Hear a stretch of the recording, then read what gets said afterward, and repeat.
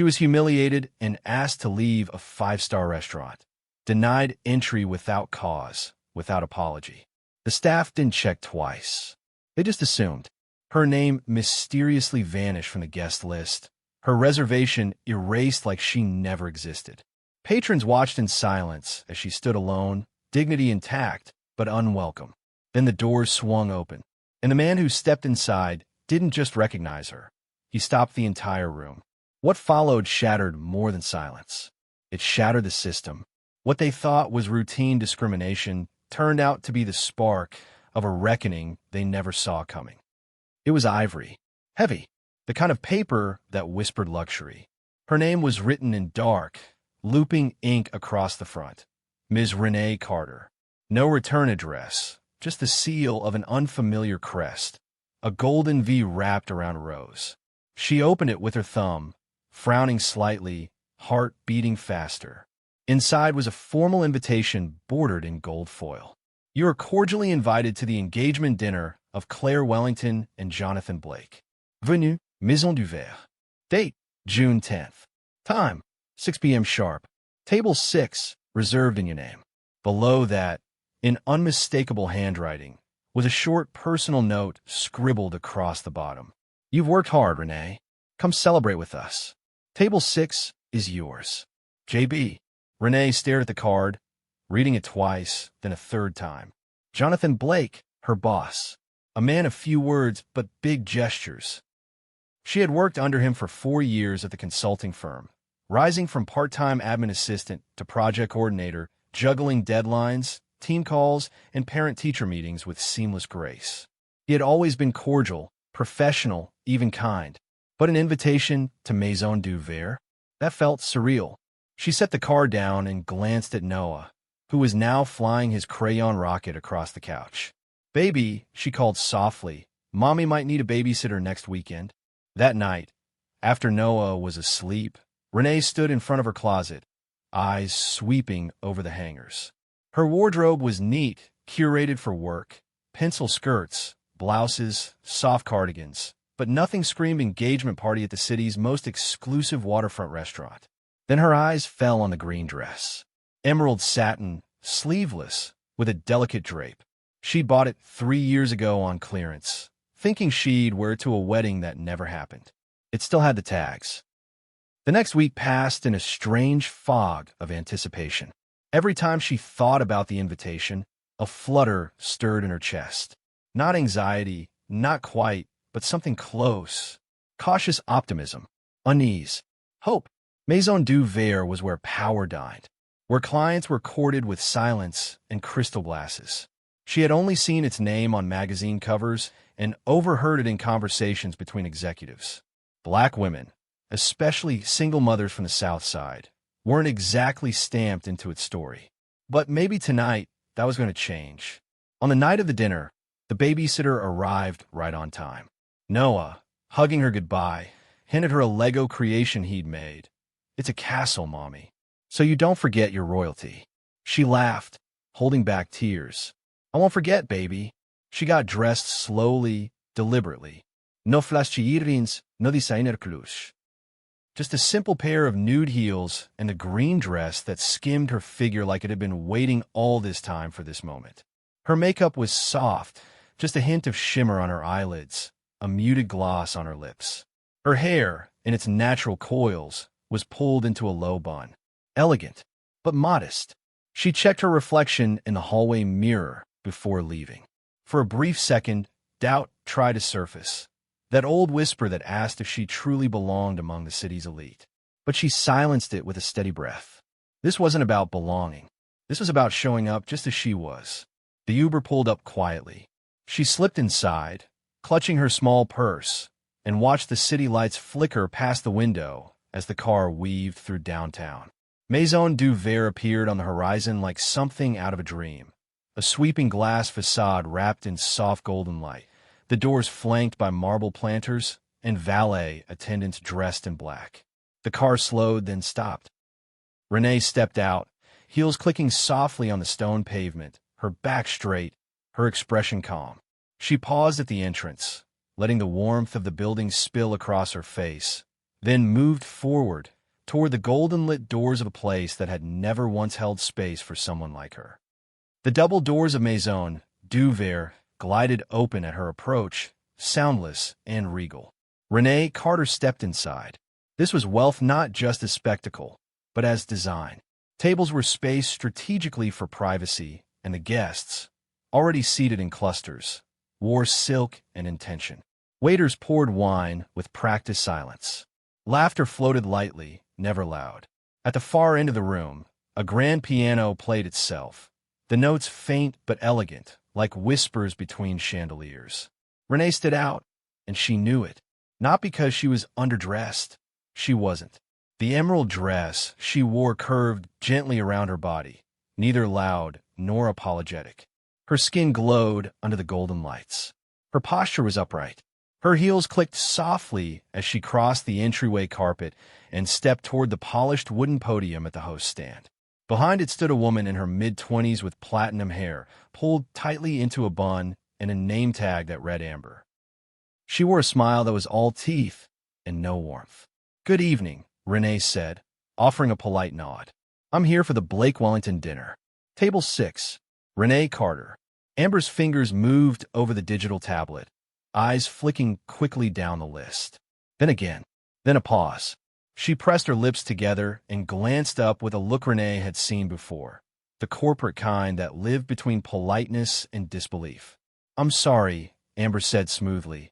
"I don't seem to have a reservation under that name." Renee tilted her head slightly, surprised but not shaken.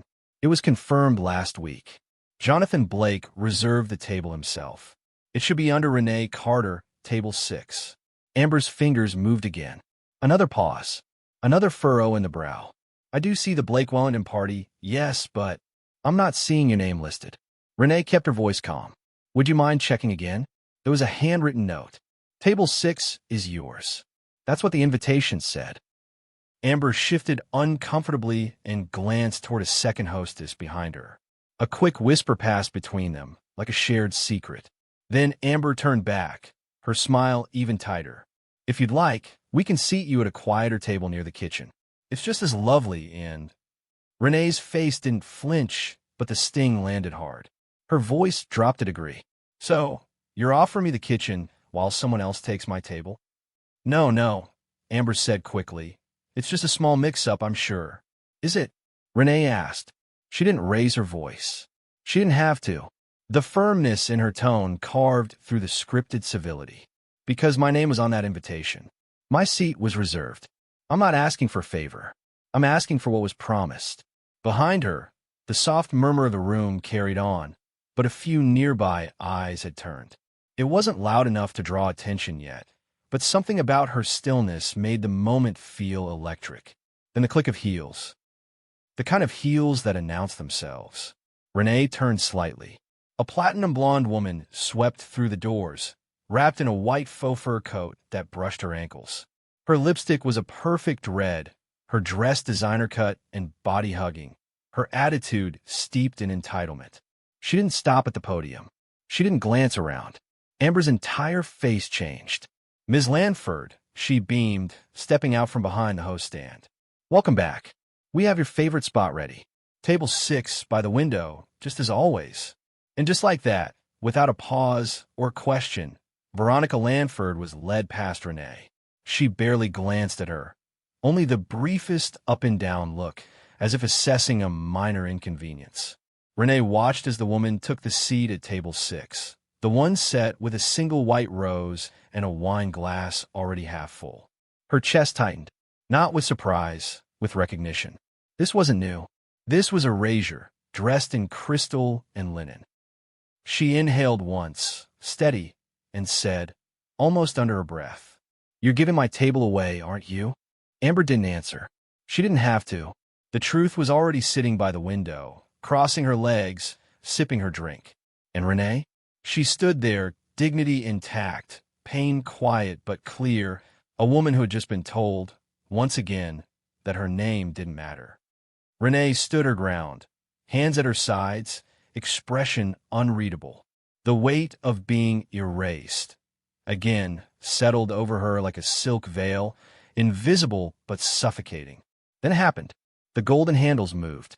The doors swung open with a subtle hiss, and in stepped a man who changed the entire atmosphere with his presence alone. He was tall, broad-shouldered, and moved with the kind of assurance that made people look twice. Obsidian suit, cut so clean it looked painted onto him. Charcoal shirt underneath, no tie. His shoes were polished black leather, his cufflinks discreet platinum. But it wasn't the outfit that turned the room quiet. It was him, Micah Kingston. The same Micah who had vanished from tech headlines 3 years ago after selling his startup for nearly $1 billion. The same Micah who had once graced the cover of Forbes, who turned a dorm room algorithm into a global empire. The man who once sat beside presidents and turned down legacy investments because he wanted quiet power. Every eye in the room slowly turned, unsure if they were really seeing him. Renee's breath caught. 7 years. She hadn't seen Micah Kingston in 7 years. Not since the night he left with a promise to come back, and never did. Their story had ended in static and silence, unresolved like a song that faded mid-melody. She hadn't recognized the name when the invitation arrived. Kingston was never used on the firm's documents. He was just a ghost on their payroll, a name buried behind holding companies. But now he stood there, flesh and bone, and when his eyes scanned the room and locked on hers, time collapsed. "Renee," he said, voice rough, like it had run miles to reach her. It wasn't a question. It was disbelief, relief, maybe even regret. She didn't answer. Couldn't. The staff didn't move. Amber, still behind the podium, blinked like she was rebooting. Micah stepped forward, slowly, like the world might shift beneath his feet.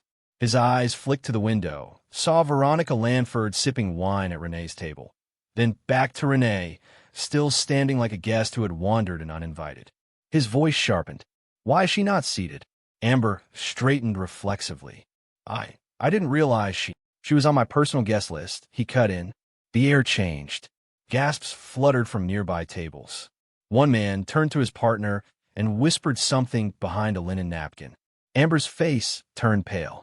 "Mr. Kingston, I wasn't aware." "You weren't aware because you didn't look," Micah snapped. "You saw her standing here and assumed she didn't belong."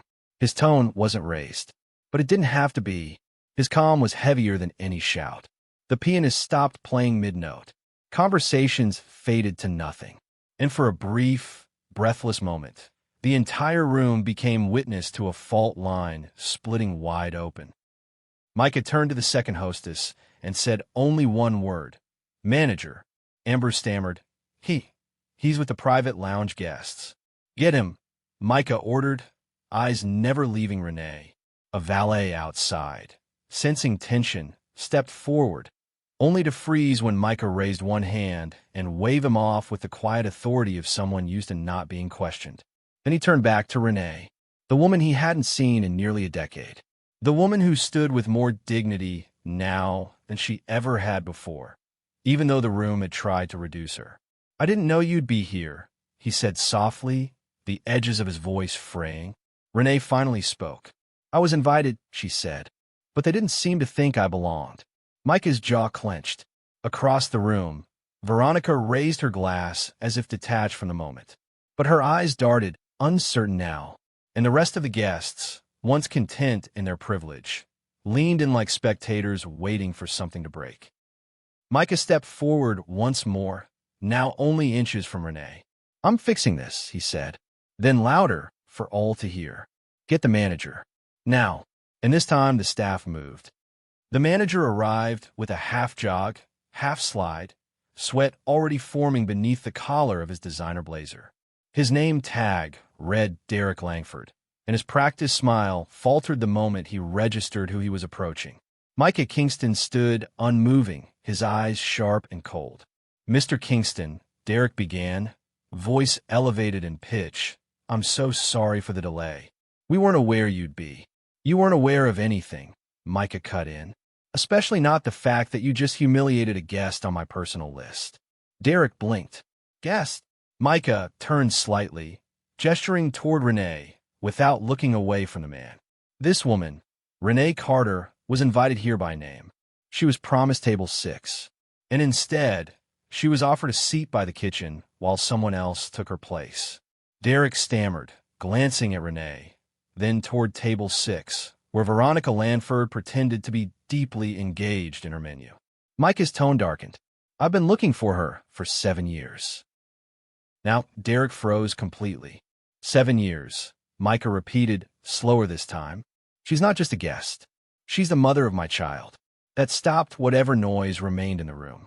A collective gasp, subtle but undeniable, moved through the restaurant. Silverware paused midair. Someone near the bar reached for their phone under the table, quietly tapping record. Another guest at a nearby booth shifted in their seat, phone camera tilted just enough to catch the scene. Renee remained still. Her silence wasn't surrender, it was power. She stood with dignity, chin lifted, every inch of her radiating quiet resolve. Micah wasn't done. Bring out the reservation log, he said. Now. Derek blinked. Excuse me. The digital one. The one with edit history. I want to see it. We don't usually. Now. Derek hesitated, but the weight of Micah's voice wasn't a suggestion. He turned on his heel and rushed toward the back.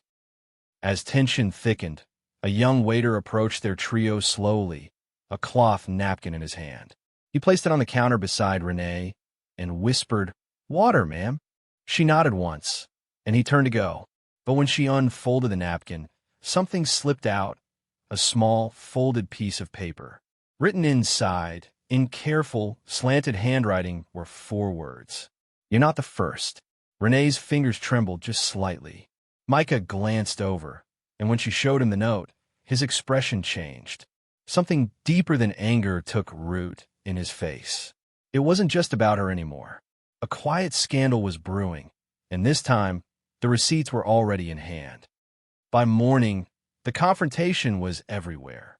A 3-minute clip, recorded by a guest at the bar, had been uploaded to TikTok.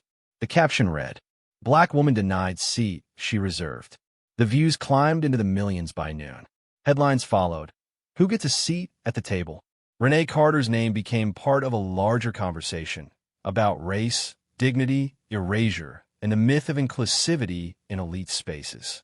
Maison du Verre issued a formal statement, labeling the incident as regrettable and assuring the public that corrective steps were being taken. Journalists reached out for interviews. Brands scrambled to distance themselves, and public relations teams worked overtime to patch a ship already taking on water. But when the restaurant's PR officer called Renee with a carefully worded apology, she interrupted mid-sentence. I'm not interested in apologies. The woman on the line stammered. Of course, Miss Carter. Then, how would you like to proceed? I want transparency, Renee said calmly. Accountability, and the assurance that this doesn't happen again. Not to me, not to anyone else. The line went quiet, then understood. That same day, Micah held a private press conference inside the same restaurant where it all began. His voice, calm but unmistakably resolute, carried into every mic. There will be a full internal investigation across all of my properties, not just this one. We'll audit reservation systems, staff behavior logs, and internal communications. We're not just addressing one mistake. We're confronting a culture. Reporters pressed for details, but Micah gave only facts. The manager has been dismissed, he said. Effective immediately.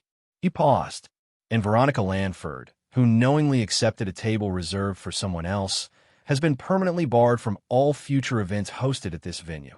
The room buzzed with murmurs. When asked if he planned to release the reservation log, he simply said, already submitted to our board's ethics committee, and copies have been archived. Behind the scenes, the fallout moved fast. Derek Langford's dismissal went public within hours, his name trending for all the wrong reasons. Former employees began to speak out anonymously, confirming that Renee wasn't the first to be quietly pushed aside. A movement, subtle but swift, had begun. That evening, as the sun dipped behind the skyline, Renee sat on her balcony with a warm cup of tea. The city buzzed below, but her thoughts were quieter. She hadn't spoken to Micah since the confrontation. Not really, and part of her wasn't sure she wanted to. Then her phone rang. Unknown number. She hesitated, then answered. "Renee," came the familiar voice. Gentle, cautious. "It's me." Her heart stuttered. "Micah, I wanted to give you space," he said. "But I've been thinking maybe it's time we talk." She waited. "Not as strangers," he added, voice lower now, "but as something more." A pause stretched between them. Not uncomfortable, just real. "I'll listen," Renee said at last. "But only if you come with the truth." They met in a bookstore. Their first conversation was about food. Their second about dreams. In those early years of their relationship, Renee brought balance to Micah's chaos. He brought wind to her sails. And then one day, he was gone. No warning. No audible mint. Just a note left on the kitchen counter and a bank transfer large enough to pay off her rent for a year. He said he had to disappear for a while, that she deserved more than uncertainty, that he was going to fix things before becoming the kind of man she could depend on. She never heard from him again. Until now.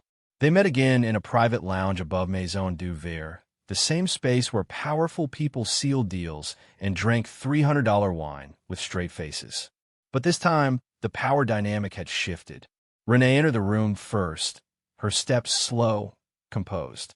Micah was already there, standing near the window, staring out at the bay with his hands in his pockets.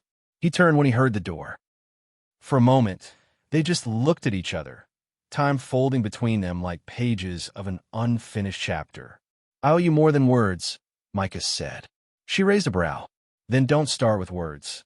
He nodded, swallowing. "Fair." He motioned toward the low table where 2 glasses of still water waited, untouched. Renee didn't sit yet. She wanted him to speak first. He did. "I never meant to disappear, Renee. I thought I was protecting you. I wasn't the man you needed back then.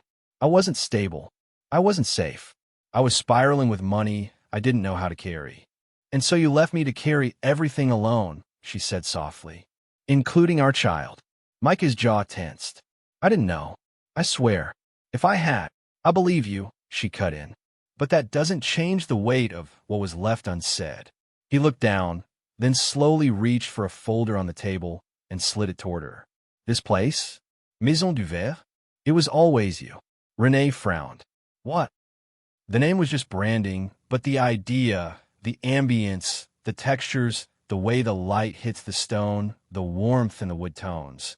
It was from sketches you left in your notebook. From that night, we planned your dream cafe on the back of a receipt. I never forgot it. This restaurant, I built it with you in mind. I just didn't think I'd ever see you here." Renee stared at the folder. Inside were blueprints, brand notes, mood boards. Her handwriting, her sketches, her vision, repackaged into luxury without her knowing.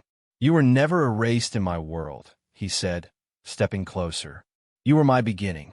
The room fell into a quiet stillness, one not born of hesitation, but of recognition.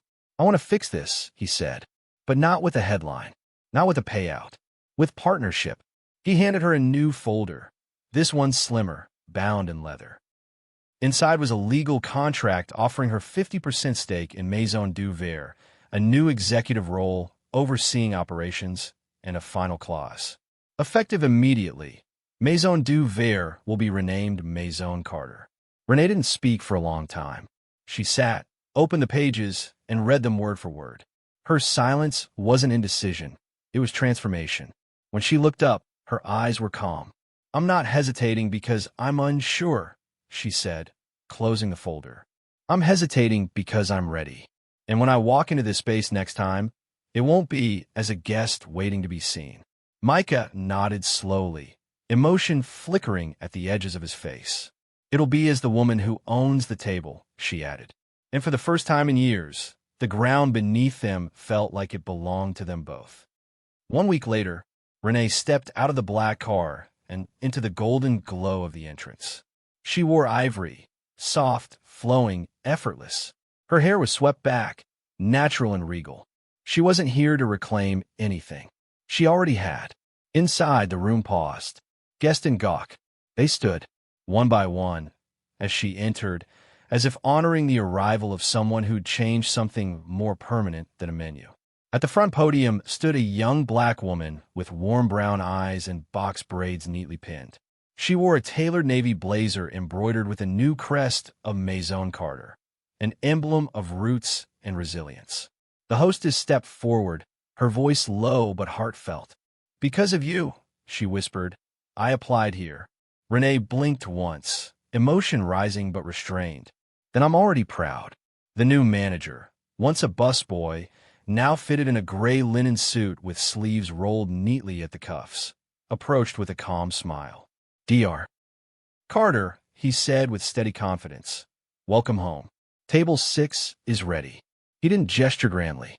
He didn't oversell it. He simply turned and led. Renee followed, heels tapping softly against the marble, past guests who nodded politely, past staff who straightened their backs with quiet pride. And then she saw it. Table 6, set exactly as it had been the night she was turned away. White rose, 2 glasses, view of the water just beyond the window. But now, affixed to the side of the table, was a small brushed gold plaque that read, "Reserved, R. Carter."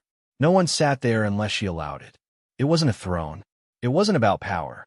It was a reminder, a name that had once been erased, now engraved in permanence. She took her seat slowly, hands resting on the edge of the table. Her gaze drifted out toward the horizon.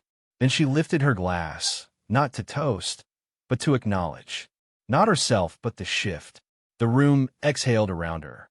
She hadn't raised her voice. She had raised the standard. If this story touched your heart, like, share, subscribe, and turn on the notification bell for more powerful, soul-touching stories that restore faith in humanity.